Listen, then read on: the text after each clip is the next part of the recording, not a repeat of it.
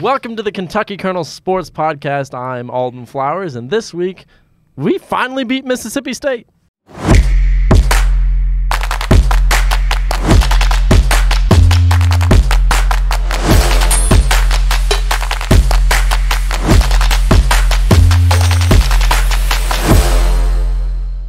Welcome to the Kentucky Kernel Sports Podcast. I'm Alden Flowers, and I'm joined by three guests this week, all who have been here before. Tell us about yourselves, guys. I'm Cole Park, and I'm the sports editor of the Kentucky Kernel. My name is Isaiah. I am a sports reporter and sports photographer for the Kernel. My name is Ali Chestnut. Y'all know me at this point. I'm the assistant editor. All right, you guys had a great weekend. You guys got to go down to Mississippi State, where Kentucky finally gets a win. First win against the SEC West in what, 8 years? 2008 was 15 goodness years. Gracious, 15 years. What happened? Well, it was the first SEC West road win since 2008. The first time they'd won in Starkville under Mark Stoops ever. He was 0-5 prior to that point. It was a big win for the Cats. You know, they started out a little bit slower, but they finally got on the board and held Mississippi State to what would be the lone field goal after a 20-play, 12-minute drive, which we'll talk a little bit more about that in a minute, I'm sure, because that was a big statement part of the game. But after that, it was all Kentucky. They entered halftime up 21-3, and they won the game 24-3. Yeah, I mean, the defense was just phenomenal throughout. There were a lot of really great plays, and we got to see glimpses of the defense that we saw in Vanderbilt, you know, putting up points, and it was just a really all-around stellar performance by the defense. I agree. I think that defense played lights out, obviously, flying around. You know, you had Derek Jackson having that interception right after that, 19-play drive that Mississippi State. So it was good to see, but I think the biggest takeaway of that game was the offense kind of, you know, it wasn't great. It wasn't like lights out from them, but Leary didn't make any mistakes, you know, in the time that he was in the game. So it was nice to see him have a game that was just a clean game. Yeah, I guess I'll get a little bit more into it there. We were going to talk about it here in a bit, but you know, that play you just talked about with Derek Jackson, that was probably one of the biggest statements of the night. Kentucky was on the field for 20 plays. Mississippi State was on offense. 12 minutes, and you could feel, I don't know about you guys, but I was up in the press box, you could feel all 12 minutes of that drive. It took forever, and, you know, to force a field goal there was not only a massive success for that defense, but on the very next defensive stand, you know, the offense was off the field pretty quickly, but the defense goes back out there. You're dreading it a little bit. You know, we're out there for 20 plays. First play of the next drive, Derek Jackson pick six to the house. You know, that really set the tone for what the night was going to be, and Mississippi State never got on the board after that point, so it really, really shut them down. Yeah, that drive felt like it was 3 hours long, let alone 12 minutes. I don't know the numbers. That has to be one of the longest drives an opponent's had against Stoops in his coaching career. It's got to be. I mean, It's got to be up there. I mean, you think about 12 minutes, that's 3 minutes short of an entire quarter. They were basically on offense for an entire quarter. That's absurd to really think about. Yeah, and the defense is going to get a lot of the shine. Kentucky's offense put up 21 in the first half, and that's including you didn't have 12 minutes of that half because Mississippi State just held the ball. So, yeah, the offense in the first half felt like it didn't get enough shine media-wise this past week, and it was really impressive to me. Yeah, certainly. I mean, I want to credit, you know, Devin Leary. He finished the game strong, but, you know, Stoops kind of retracted a little bit.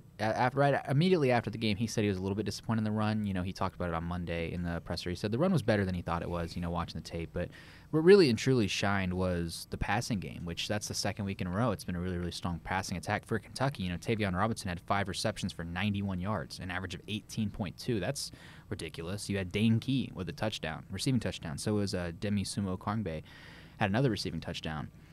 Barryon had a strong game as well, you know, 24 yards on 4 receptions. So, like, all the receivers were doing really, really well. And Barryon, he should have had a touchdown himself there, too. I thought, hey, it looked like he was in bounds to me. I thought he was in. It was close, man. It was very close. And, you know, I wouldn't say that the passing game was impressive by any means. It was but more what people expected out of Kentucky this year. And it comes back to kind of what I said earlier about it was nice to see a clean game. You know, there wasn't any throws that you saw from Leary. You're like, wow, you know, we remember the Georgia game. There's some throws there you're thinking, what was he even seeing there? Yeah, certainly. Yeah. And so it was nice to kind of see him be smart with the ball. You know, he was 3 for 22, 156 yards, 2 touchdowns, and obviously that comes with him coming out of the game early too. Yeah, I wanted to highlight that a little bit. I mean, not to go too crazy, because obviously still in the grand scheme of things, I'm sure he's been kind of disappointing to Kentucky fans. But shout out to Devin Leary for that game he had, because, he had all those stats, a solid passing game, 156 yards in the air, and he couldn't read the card. They were talking about it after the game that he had something in his eye. I don't know, but he couldn't read the cards. He was able to read them on Monday. Stoops clarified that he was doing just fine after that, so it's not like a long-term thing. But he couldn't read very well. They were slowed down. They were calling wrong plays, and we actually saw Kaya Sharon get in the game in there at the end. He didn't really do much of note, but that wasn't a we're up so much we're going to put Kaya Sharon in. That was we're going to take Devin out because he's struggling right now. Well, and something interesting about Devin is I was actually there on the sideline, and they put him in the tent. And I don't know if in the presser if Stoops elaborated on what was going on there. Did he talk about that? He really didn't. He kind of just said it was like something with his eye. He just was struggling to read, and it was just they didn't think it was he a head basically injury. got slammed on the ground, and But they didn't think it was like a long head injury, because he could read just fine on Monday. They said it was more like just like something with his eye, like whether he got something into it or something was just messed up with it. I don't know if he's a contact guy or not, but Probably. he was just struggling to read. They said that was what it was. It wasn't a head injury, but it was a reading thing. And I want to bring up something that hasn't been mentioned yet, is the atmosphere of Mississippi State was incredible. And to provide a little bit of context, it's homecoming week. The Mississippi State baseball, what do they call them? The Diamond Dogs were there. And then they also, before the game, they celebrated their 25-year anniversary of making it to the SEC championship. So, I mean, the atmosphere was wild.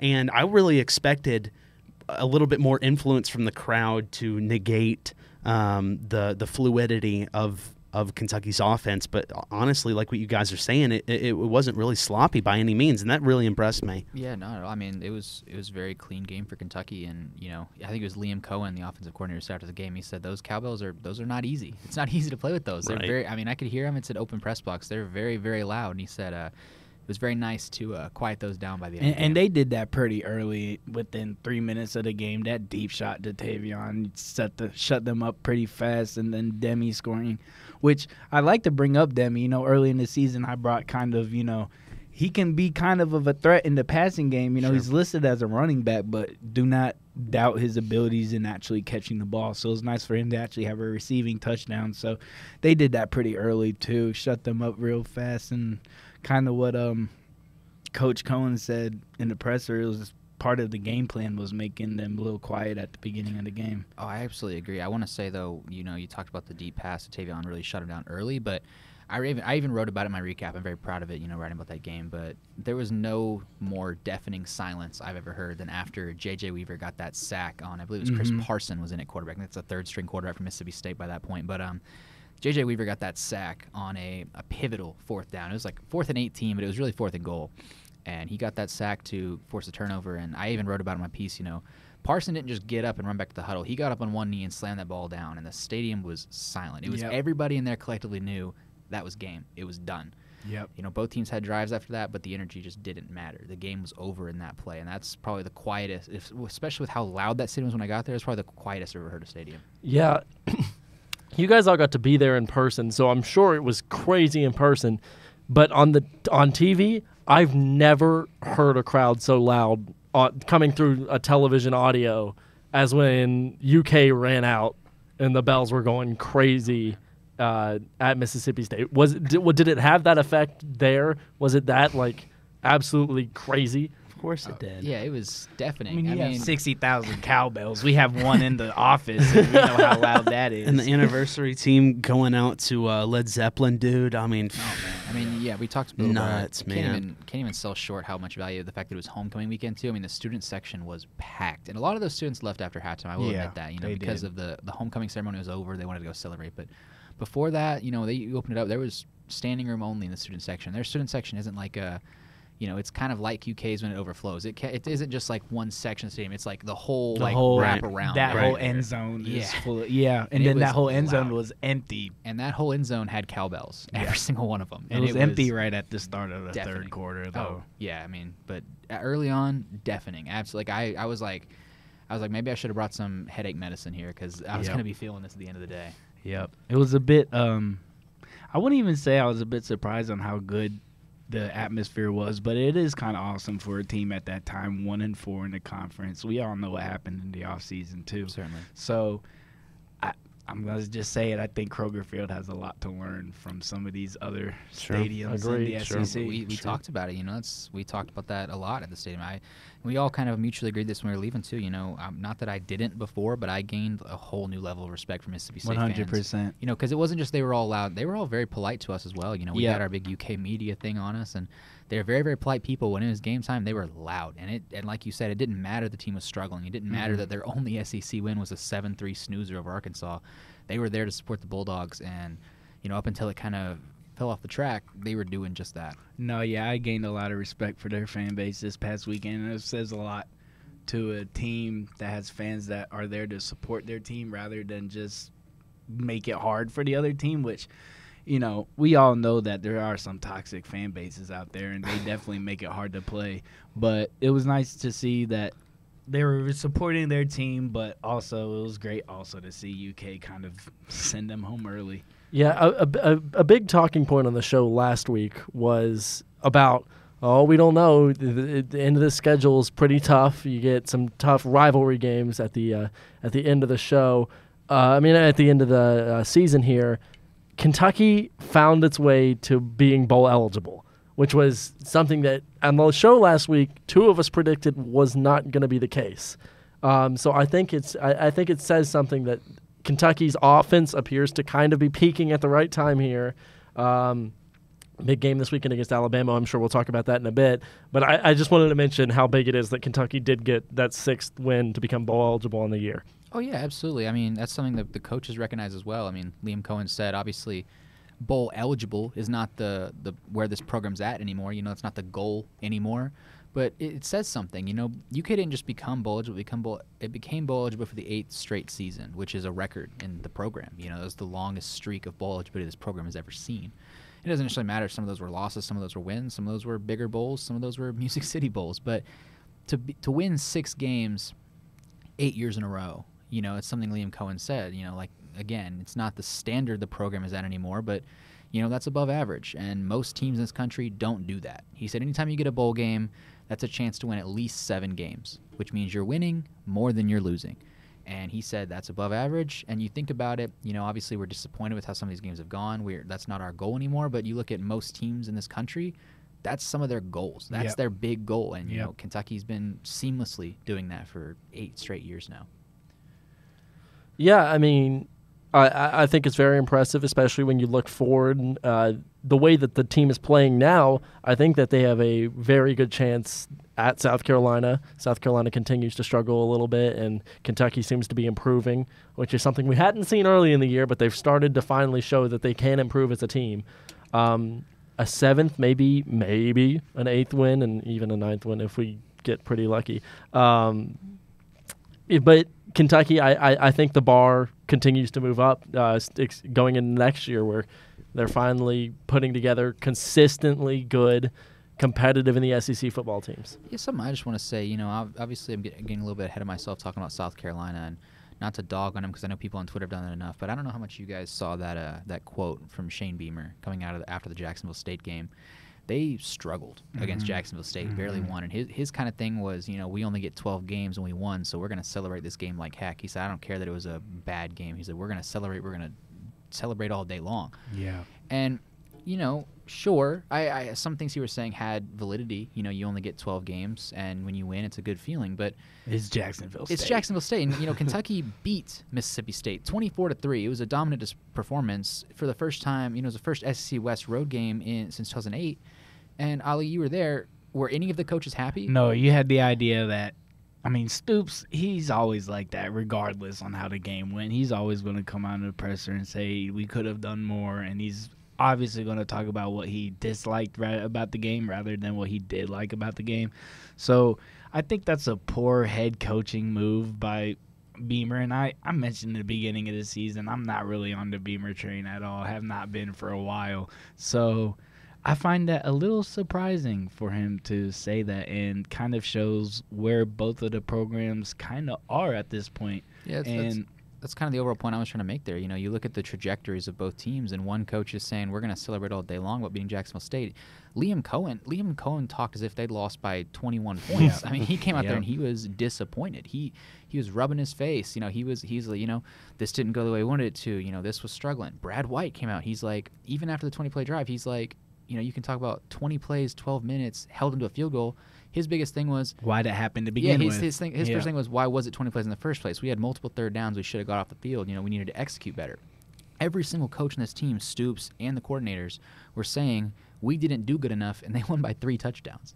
That's wild. So I think that's really, really important, and you know, it says a lot about where both programs are and where Kentucky could be in a few years' time. But I know we're probably going to want to get to Alabama here before too much longer, but I do want to just highlight one more thing that kind of rubbed me the wrong way about this game. You know, obviously the run game struggled a little bit. Ray Davis, 80 yards, not bad, but I was really bothered to see on the replay. I didn't actually notice it a ton in the game, but I was quite actually disgusted to see. And Stoops talked a little bit on Monday about, you know, looking at the league, but seemed to me like I believe it was Jatan McClain in a big kind of scuffle on the sideline there. It looked like a player kind of grabbed him by the face mask and tried to yank his head, and I mean, that's just not something you ever want to see. Really scrappy beginning of the game. Yeah, too. I mean, it's one thing to be like, you know, it's one thing to be like aggressive and even like to fight a little bit, but to try to yank someone's helmet like that, it just kind of rubbed me the wrong way. It gave me a bad taste in my mouth. It almost felt like, you know, we were talking about how great the fans were, all of that, but it felt like the actual team themselves wanted to come out there and throw punches rather than actually play the game. And I believe Jatan was actually injured on that play a little bit. He came out of the game after getting his helmet yanked like that, and it's like, you know, it's you know, in the grand scheme of things, it is what it is, but you never want to see that in a game, and it just takes away from the entire atmosphere. And it's good that Kentucky didn't really respond to any of that. They kind of respond to it on the actual field, so I think that also comes back to just the head coaching job that Stoops has done, and, you know, kind of having that culture in there that you're there to play the game. I mean, it doesn't make sense fighting someone you're going to get hit on the next play. And on that, too, you know, this is a Kentucky team that you look at the Georgia game, even the Missouri game, they'd had problems with, you know, unnecessary roughness, penalties, unsportsmanlike conduct. So it was really, really encouraging to see, you know, even in a disgusting situation like that they didn't respond in that way. And I think they had one unsportsmanlike conduct penalty. Mississippi State had one as well. I think they were offsetting fouls at that point. But still, like, compare that to the Georgia and Missouri games. I mean, Kentucky was a lot more disciplined than especially Missouri. And let me tell you, the refs were trying to keep those flags in their pockets. They did not want to throw them early in that game. I'll tell you, I was telling this to you, Cole, during the game. It looked like almost after every play, they brought both teams together and gave them warnings like it was baseball. Yeah, or they had a full come to Jesus meeting at the 50-yard line in the middle. They had Mississippi State players, Kentucky players in a circle, and I mean, I can't hear what they said, but I can imagine it was, look, guys, you got to chill out. The flags are gonna start coming. We've been generous. But we can't do that anymore. I think the refs called a good game. I agree. Too. Yeah, I agree. So as we kind of look forward, bowl eligibility is kind of the conversation I set up a little bit earlier. That tends to be the topic when you think about the grand scheme of the next 3 games for all 3 of these teams. Alabama, they're trying to prove that they can play in the college football playoff bowl games. South Carolina has Vanderbilt this weekend. That'll push them to 4 wins, assuming they get that win, as they should. They're going to want to win against us because that gives them a shot at the South Carolina-Clemson game for a bowl eligibility. And then you got Louisville, who they're still in the race for the college football playoff. Just one loss, even though it was an ugly one to a team they should have beat. The bowls tend to be the topic of conversation going forward, and I think it's no different this week with Alabama, a game that Kentucky. I think there's some quiet confidence that Kentucky can hold their own against Alabama. I do just want to add a quick caveat to that, though, to anyone who may be listening that kind of scoffs at the idea of Louisville in the college football playoffs. Even then, though, I don't have them as a college football playoff team, but when you're talking about bowl and the importance, I mean, they're in the New Year's Six conversation. Oh, at for the sure, minute, 100%, without a doubt. So, you know, wouldn't it be surprising if they are in the playoff? Yeah, when the but ACC my point is, beat you know, Florida State. Even if you can't fathom in the playoffs, like the bowl importance conversation is a very valid one because all 3 of the teams in Kentucky's schedule upcoming have a lot of things to prove and a lot at stake here. But I do kind of agree with Ali's, you know, little bit of a reaction there. I don't know that. I mean, the players are always going to be confident for sure, but Alabama's that's a different animal we got coming up. You look back, there was quiet confidence in the Georgia game too. How'd that go? Exactly. I think Alabama, unlike Georgia, has shown weakness at some point in the season. It's not the last 2 weeks, but Tennessee, they went into halftime down 2 touchdowns. Right. UK's offense seems to be peaking in the first half of games. I think that there's a chance that UK leads this game at halftime. Well, it doesn't matter if they lead at halftime because this is the deal. They have outscored every single one of their opponents in the second half since starting SEC play outside of Arkansas, which is an anomaly to think about. Yeah. So it really doesn't matter, It's who's going to take that next big step. The offense comes and it goes. Obviously, the defense came off of a really strong performance. And these last 2 wins that they have are both by 2 scores, both against really solid teams in LSU and Tennessee. And I kind of want to backtrack in the beginning of the season on how much, and I was part of it too. I was saying, maybe Alabama is not Alabama anymore. I think that loss to Texas might be one of the best losses that a team can have in a way. Sure. I think a lot of criticism went their way in the South Florida game, and I think if you actually watched that game, you would know why that was the case. They were literally playing in a hurricane. And they've beat some really good teams. They beat Ole Miss, who are a top 10 team right now. They got game day against Georgia this weekend. So I'm just going to say I would not be surprised if Alabama wins the national championship this year. That is a take. To be honest with you, I'm right there with them, though, because I'm looking at it from the, they took the loss to Texas, and everyone's kind of writing them off. Texas hasn't lost, or they lost to Oklahoma. But even with that, they have a very good chance to face Oklahoma again in the Big 12 championship. Well, Oklahoma just took 2 losses. That, actually. So Oklahoma's kind of fun. But the point is, they have a chance to win the Big 12 title, and they win the Big 12 title as a one-loss team. They're in the playoffs. Sure. So you're not going to get penalized all that much if you're Alabama for having one loss to a playoff team. But on top of that, you can criticize the South Florida game all you want to, but I want to commend, Jalen Milroe. That was something we talked about. Stoops even talked about it a little bit. You saw him, he got benched. And, it's not something you usually see out of an Alabama starting quarterback all that often, that he comes in with hype and then gets benched. But you know what he didn't do is he didn't give up. Mm-hmm. He fought for that spot back, and now that he's back in it, he's looked pretty solid. He's not been perfect, but he's looked solid. And I think that that's something, we've talked about in the past with Kentucky in the wide receiver room. One of their biggest challenges with wide receivers is that there's not a lot of backups right now, so they can't really threaten some of those starters with benching. But when you have a player get benched and then work their way back as the starter in a span of a few games, that says something about his drive and his grit and his determination. I think that he's going to be, he's not just a guy who can pass really well. He's got 9 rushing touchdowns. Mm-hmm. He's a threat. He's a dual threat, and Kentucky has kind of struggled against some dual threats lately. They have. Think about Ball State.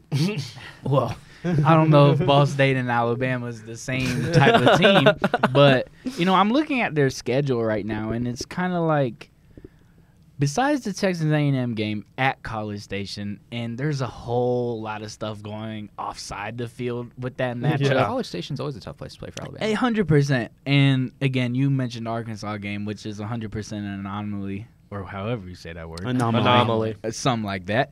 And but they beat every single team by at least 2 touchdowns besides those games. They beat Ole Miss by 14 points. They smacked Mississippi State. We just beat Mississippi State, but I wouldn't say we truly. Alabama beat them worse. They beat them pretty bad. They gave up more points. They that second half against Tennessee, they scored like 40.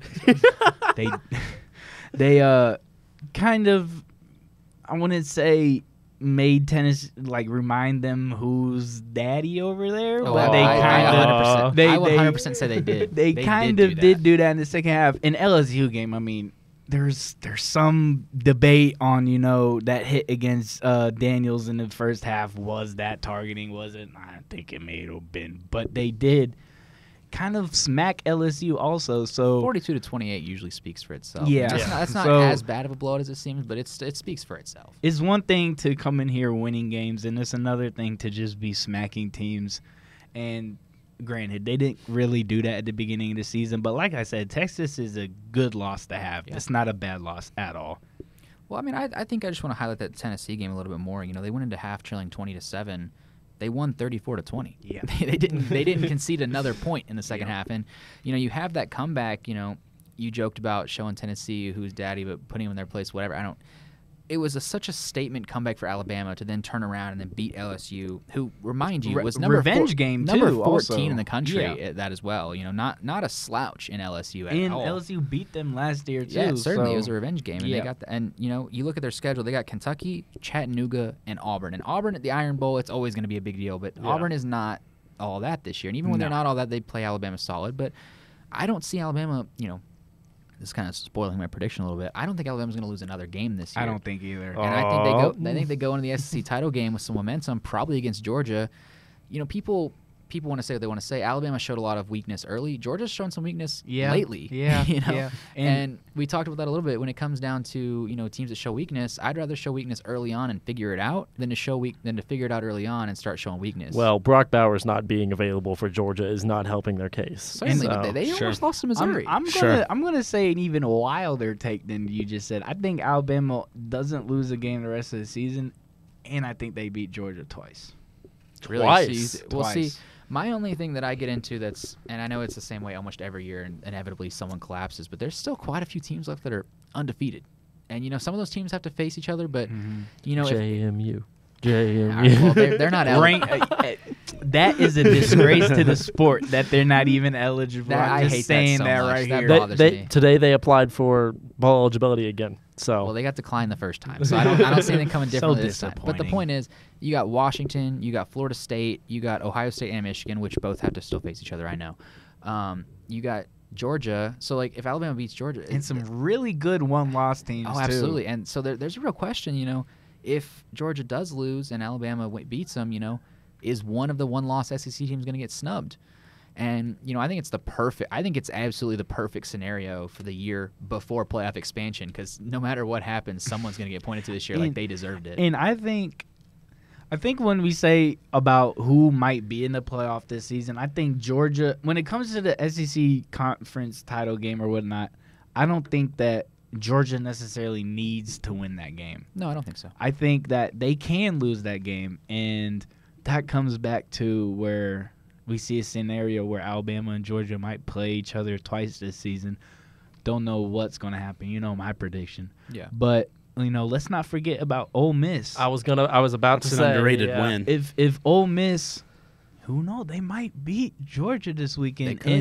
They could. And Missouri knows? almost did. Alabama, I just said that they're not going to lose, but they have Kentucky, Chattanooga, Auburn.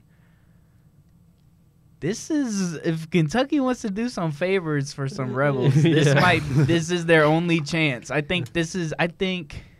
not predicting Kentucky to win, but I think this is the most important game for Alabama the rest of the year. Oh, and if Kentucky wins in Lexington, the goalposts are done. It's the yeah, end of their lives. they're going to be on State Street last year of State Street before they build the hospital or expand the hospital too. So that would actually be kind of a poetic way to say beautiful. Goodbye to State Street. Wouldn't Is it- the wouldn't it last be home beautiful? game for it is Kentucky a last or Alabama Alabama at home game. National championship in basketball. We'll talk about that later this year. But let's be reasonable here. Can we kind of pull things back to the Missouri game about how Kentucky is up going into the fourth quarter and then they end up losing 38-24? I mean, That is true. I mean, that's one of the things you got to say. I mean, Kentucky, if they're going to have any chance at all against Alabama, they're going to have to play all four quarters, and you can't surrender any. I mean, even the Mississippi State game, they didn't play all four quarters. We just talked. I mean, defense might have, but they scored one field goal in the second I half. don't think anyone played the fourth quarter this past weekend. There was nothing going on in that fourth quarter. No. And here's the thing about Kentucky. You got the ace, you got the relief pitcher, but where's the closer? The closer is Alabama. And that is what would really impress me, is to see, okay, Kentucky is going to come out with some energy. There's going to be a lot of fans packed in to Kroger Field. People are going to be going crazy.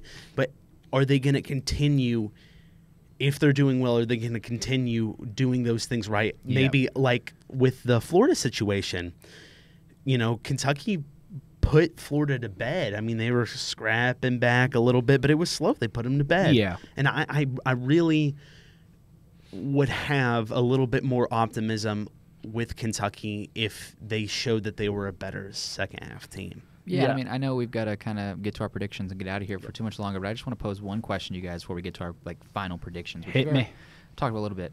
If Kentucky does beat Alabama, just hypothetically, does that make Kentucky fans forgive the losses this season? Yes. Or does it make them more 100%. disappointing? Yes. Does it make them more? No, but here's my question. It's not like, does it make it everything's okay? It's a great season, or does it make it we could beat Alabama, we couldn't beat Missouri? It's a we remember this season for the next You think so? 50 years. Nothing else matters because then next season becomes the bigger. I actually think that this would be a better season in terms of memories. Let's not talk about actual teams, actual personnel on the field. In terms of memories and how Kentucky fans remember this season, it might be better than 2021 season. One more hypothetical. What happens if they beat Bama, lose to Louisville? It won't happen. That won't happen. Nope. You know, That would be really funny. That would be really funny. that'd actually be amazing, just in terms of content for us. No. But when we go to, well, who knows? Let me ask you this: what would you rather it be? Beat Alabama, lose to Louisville, or win to Louisville, or you get what I'm trying to say? I'd I'd rather beat If I was Bama. going Kentucky, I want to beat Bama every Yeah. time. Yeah, I'd rather you're taking beat Bama Bama. out of a playoff spot with that win. So Kentucky's had With their fun Tennessee with as beating well. But Louisville.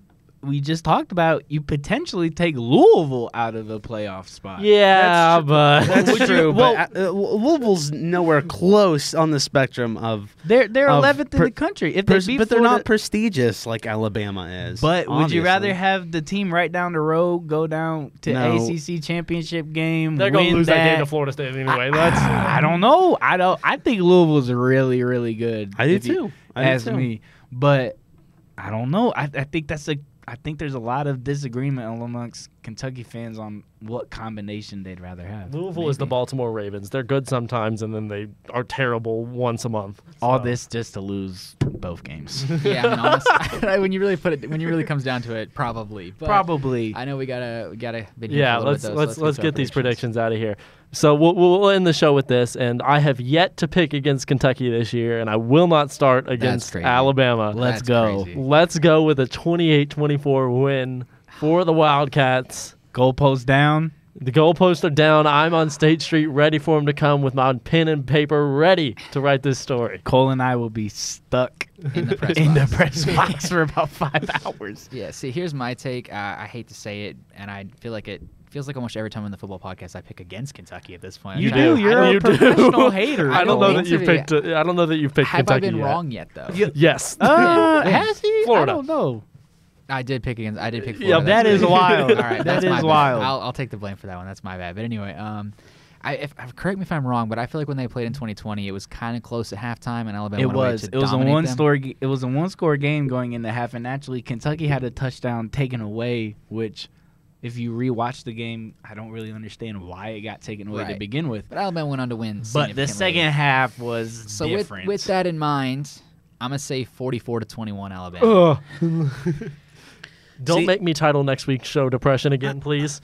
I gonna would happen. personally, in my opinion, I would be really impressed if Kentucky scores more than 20 points against Alabama. My take is 16-37 in favor of Score Alabama. a Should I Johnny. say, or What should an I say interesting 37, combination. 37-16? Excuse me, Alabama. Before I get to mine, how did they get 16? How do they get 16? They score a touchdown and 3 field goals. Scoreagami on the way, right What there. I about could see the- that though. I could see that being forced to go Absolutely. back to the Yeah. That's Absolutely. not a bad shout. And actually, I agree with you more than I do with them. I think that Kentucky's not going to be able to score a lot of points. If they do score, it'll probably be I'm going to give them I'm going to say Alabama wins like 30-14.